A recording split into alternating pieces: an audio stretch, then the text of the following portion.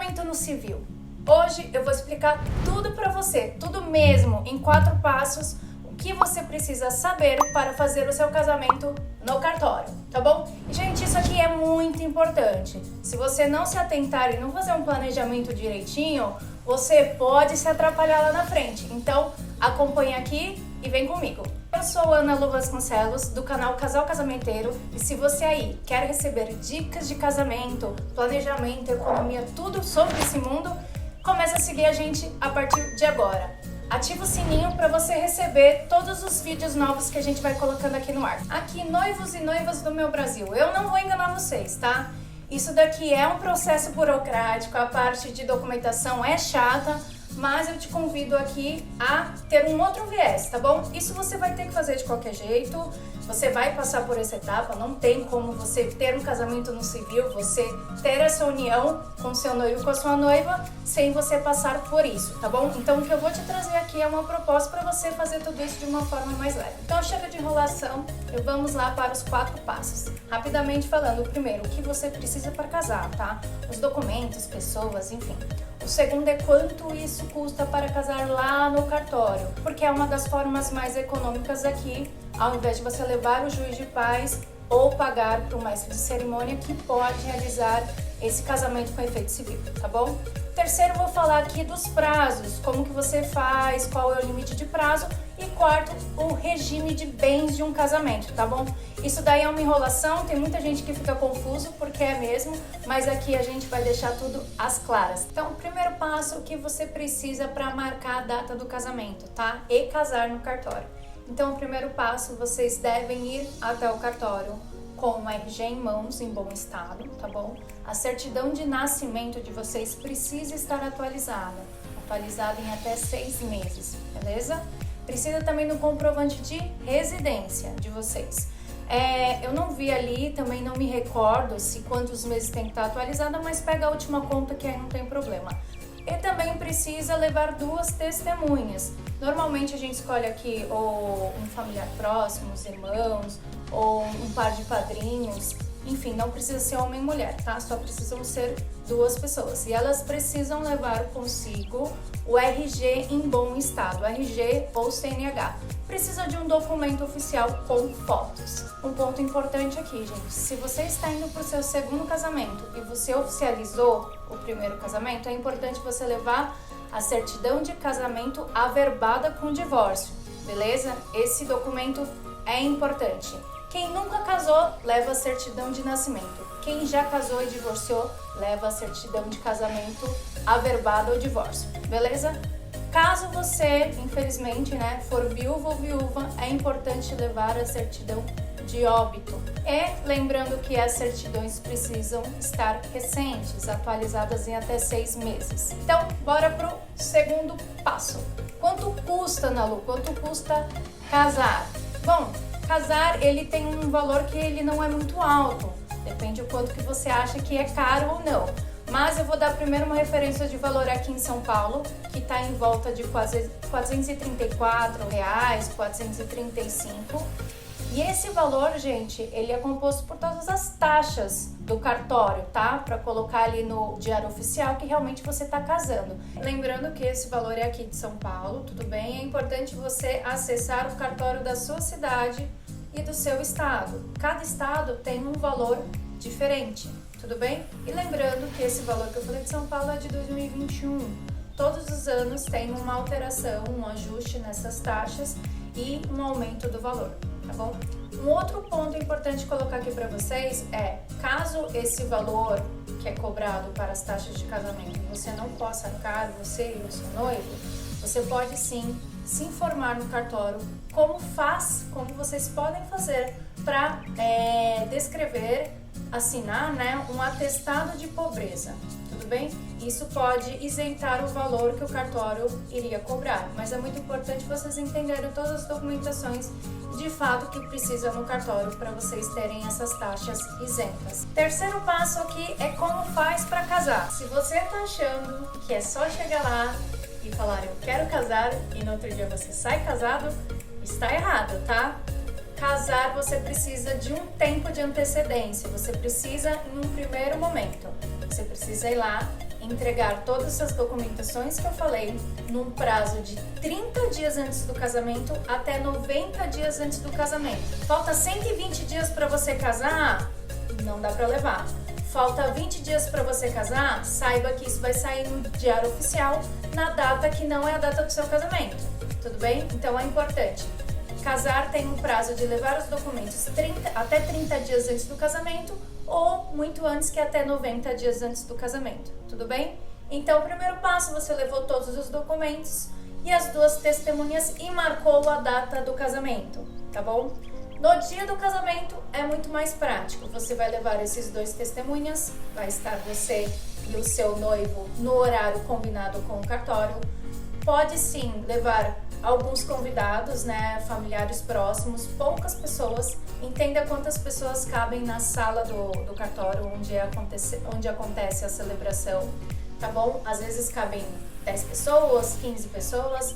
É muito importante você saber disso, veja no seu cartório. Gente, óbvio que o dia que você leva todas as documentações para marcar a data do casamento, você já paga essa taxa que é do cartório, tá? De 430 e pouco, a depender aí da região que você está, tá bom?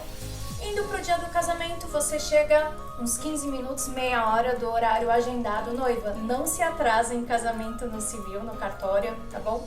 Chegue um pouquinho antes e vocês serão chamados pelo nome de vocês. Então, Ana Lu e Vitor, por favor, se apresentem e eles vão levar vocês até a sala onde é feita a celebração e o casamento de vocês no civil.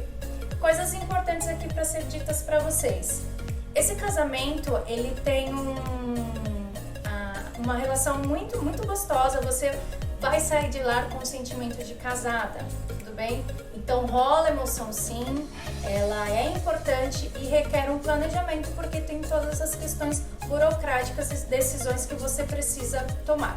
E falando de decisão, a gente vai para o quarto passo, que é um ponto importantíssimo, que tem muitos casais que é pego de surpresa lá no ato, na hora, no dia do casamento e acaba não sabendo como definir, tá? Aqui a definição de como que vai ser o regime de bens do casamento de vocês. Eles são em 4 e eu vou explicar rapidamente aqui cada um para vocês terem uma ideia de qual que se encaixa melhor no tipo de casamento de vocês. Vamos para o primeiro regime de bens. Estou aqui com a ajuda dos meus pugs de casa para explicar para vocês. Então, o primeiro é a separação total de bens. O que significa isso? Antes, o que o noivo tinha permanece do noivo e o que a noiva tinha permanece com a noiva depois do casamento, tudo bem? Não tem aqui união ou junção dos bens do casal.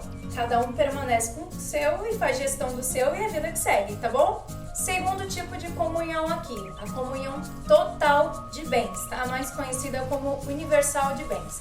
Então, o que era do noivo antes e o que era da noiva antes, agora é de todo mundo. Então, depois do casamento, tudo que vocês tiverem é de vocês dois, tá bom? Sem divisão nenhuma. A terceira é a mais conhecida do Brasil, que é a comunhão parcial de bens, tá? É a mais utilizada por aqui. Então, como funciona?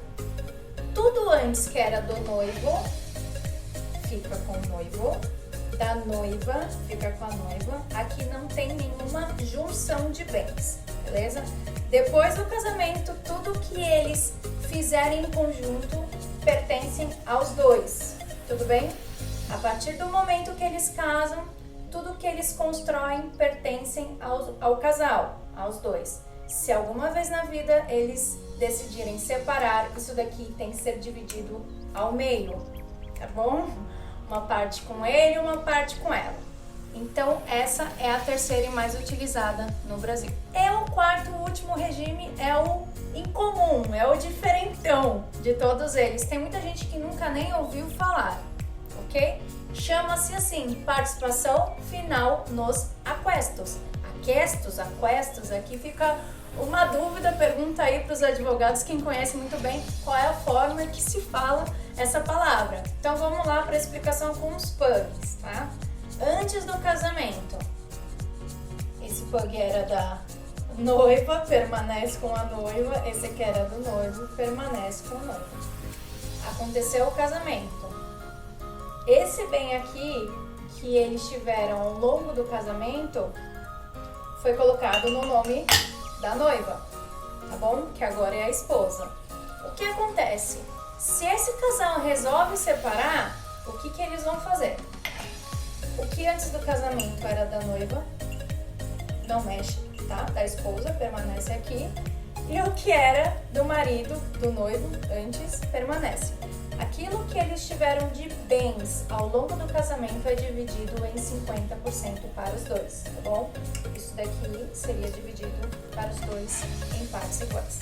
2 pontos importantes aqui para adicionar sobre esses regimes, tá? Primeiro ponto importante é, quando você tem a união universal de bens ou parcial de bens, quando um dos dois lados vai fazer uma venda de um dos bens, ele for assinar, a outra parte tem que dar o aval, tem que dar a anuência sobre isso. Então, por exemplo, se o Vitor, o meu marido, ele for vender um terreno, eu, Ana Lu, como a gente tem união parcial de bens, eu tenho que ir lá e assinar, eu tenho que dar a anuência que ele pode vender aquele bem, porque aquele bem também tem uma parte ali que é minha. E quando você tem a separação total de bens ou a participação final dos aquestos, acontece uma coisa diferente em relação a essa compra e venda de bens, certo? Por quê?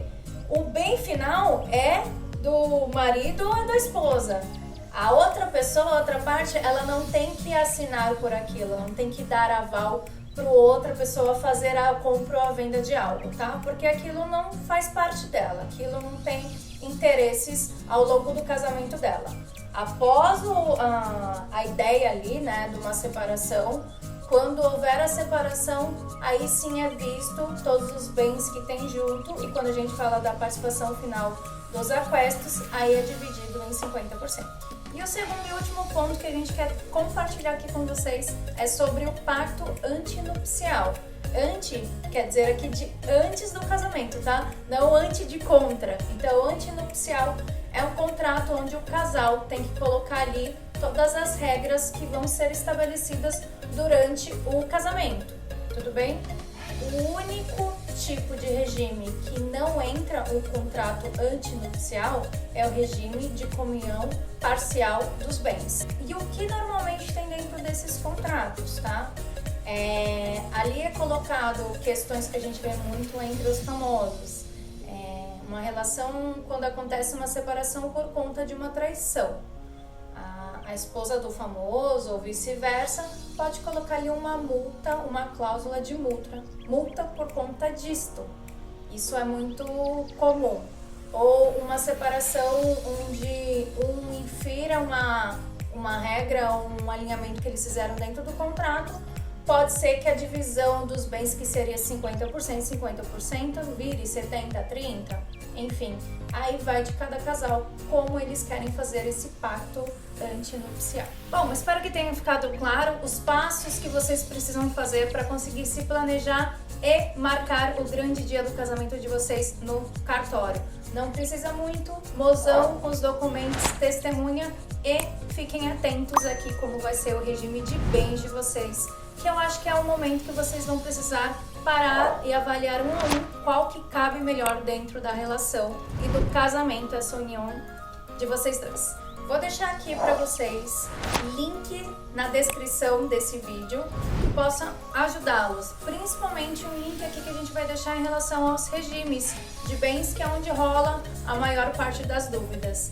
Beleza? Espero que ajude vocês, que fique um pouco mais simples todo esse processo, e você que ainda não nos segue, começa a seguir agora. Um beijo, tchau!